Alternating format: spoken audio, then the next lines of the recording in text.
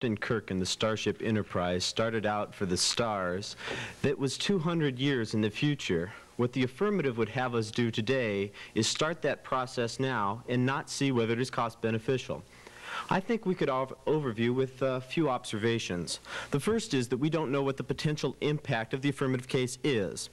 First off, A, large amounts of money are going to be expended by the affirmative. Billions and billions of dollars is necessary for space programs. The evidence comes from Garrett Hardman, a professor of biological sciences at Stanford University in 1976. O'Neill says that his space program would cost hundreds of billions of dollars, and applying Hitch's rule, we can be sure it will cost thousands of billions of dollars. I would suggest you B, there's no assurance of return. Look at the kinds of people that are advocating these kinds of things. Rockwell International, NASA. Guess who's going to be spending all the money? Rockwell International and NASA. Of course they would be saying it would be nice to have lots more money. And of course they would say we're not getting enough now. They have a reason to be overly optimistic about the effects because they believe that they are going to get the money. I would suggest you in terms of C. You aren't going to know what's going to come about because of this information. There's no evidence that says we can utilize space now. It is all projected, all ideas, and we don't know the actual impact at this point. Finally, D, we don't know what you will get by passing this affirmative program. Whether people will actually be saved, whether the communication system can be developed or not that is improved on over the present system. I would suggest you a second observation, however, that the benefits the affirmative claims are useless. A, the first example, would be with the weather patterns. Now, the things that the affirmative talks about are emergency responses, people being forced out of their homes due to floods and such. Well, it's real nice to know that a flood is coming. But how that keeps anybody from having to leave their home is not explained by the affirmative. So now we know a flood is coming. We know the snow is going to be here. Everybody still has to leave their house. So what has the affirmative done? Just scared us. B, natural disasters. Tidal waves would be an example of this. Now we know a tidal wave is going to come and swamp Los Angeles. Well, that's wonderful. It doesn't do anything except create panic, and we all know that we're going to drown. But it doesn't get anybody saved, and you don't know what the ultimate impact would be. Of course, C, you don't know what any of the other impacts the affirmative is going to claim are, whether they're realistic in terms of the amount of people it benefits, or whether we should spend our money on something else isn't explained to you. Observation number 3. It's kind of a net disadvantage, and a very theoretical thing, so just bear with me for a minute.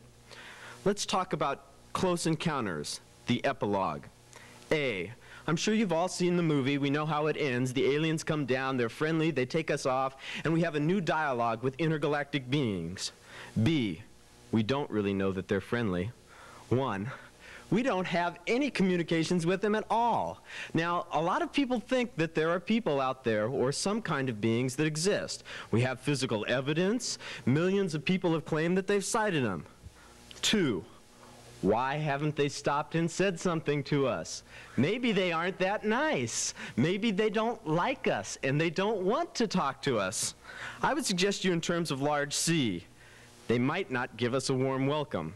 If we start sticking our noses into outer space, we're going to have these aliens looking at us and saying, hey, these Earth guys are beginning to make a few more advances than we thought is necessary. I would suggest you D, an alternative. Let's just wait and see exactly what's going to happen. Now, a lot of people have raised a lot of controversy about the existence of UFOs. Let's wait until we can confirm something about this. E, you have some kind of risk with the affirmative by passing it. People are going to be incensed and they're going to worry about the aliens coming to get them. Now, I know at the end of Close Encounters the aliens turn out to be benevolent and everything, but we don't know that's going to happen. For all we know, they have this huge nuclear bomb that they're just going to drop on us because we started sticking our nose out into their territory. Now, in terms of the specific things the affirmative argues, they argue that the present system is flawed. It takes a long time to invest in all of these things. I don't know of any company that wouldn't want to spend a lot of money if they thought that they could develop a transporter like the Enterprise has that moves people from one part of the country to the other instantly. I'm sure TWA could use it, United Airlines would love it, and they'd all want to have it. It would save them a lot of money, and they'd make big bucks. Now, he talks about joint ventures being limited by antitrust laws. Can you imagine the federal government running around and telling these companies, please don't do scientific research. Please, we don't want you to make these advancements. It is ridiculous. Sure, the laws may apply, but you don't know that the government would do it, and it would seem counterproductive for the government to do it. Next, they tell you that the NASA budget is being cut. That may be true. It's not as large as it was when we had large-scale programs like Apollo. But we still have the space shuttle, and we still have satellites going up.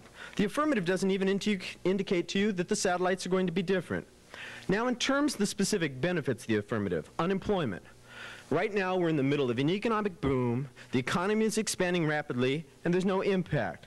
Secondly, I would indicate to you that those people who are unemployed don't want jobs anyway. The evidence comes from the Daily Breeze, a well-known South Bay newspaper, in June of 1978.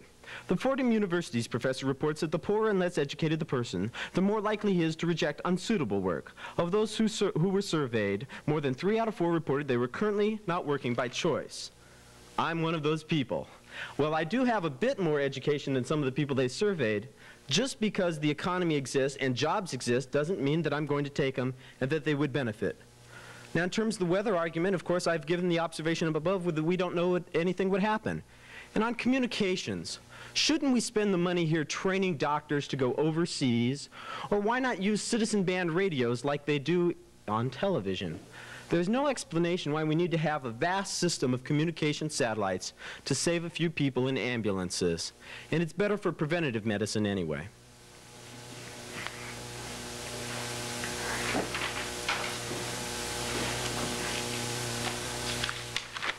Okay, Rich, on the CBs, did you see the episode on Emergency where they were down in the valley and they couldn't radio out and they were cut off?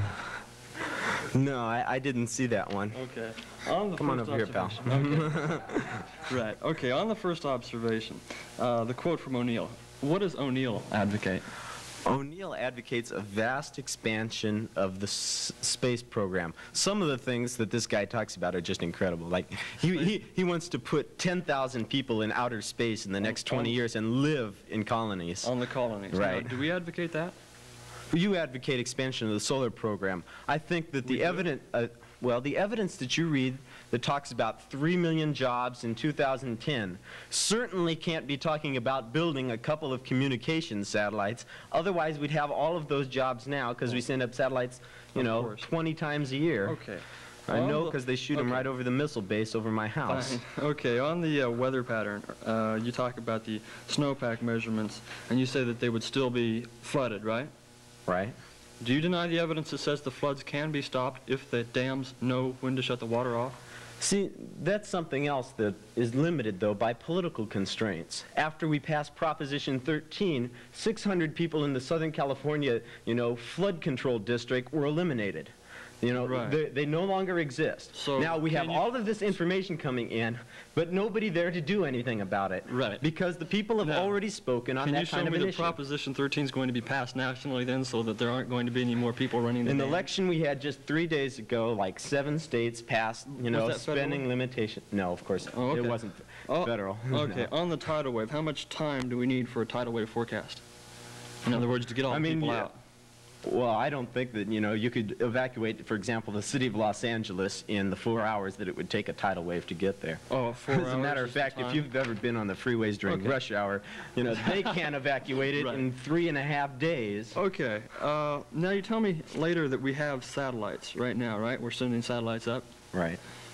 Oh, does that mean we're going to get all these benevolent aliens that might be benevolent right now? I'm just saying that that's a risk associated with the affirmative. I think that... Is it associated with the status quo? Not really, because we're not planning on, utilizing space like it's something that belongs to us. We just go out in the atmosphere a little bit, So play you around, look back inside, Okay. But we don't go out there and say, hey, this Now, is our frontier. On this the is what we're people going to that do. don't want the jobs, are those people considered a part of the labor force? Yes, they are. Those are the people They that are? are listed in the unemployed statistics. They are. That's oh, okay, fine. In terms of, well, that's good enough. Thank you very All much. right.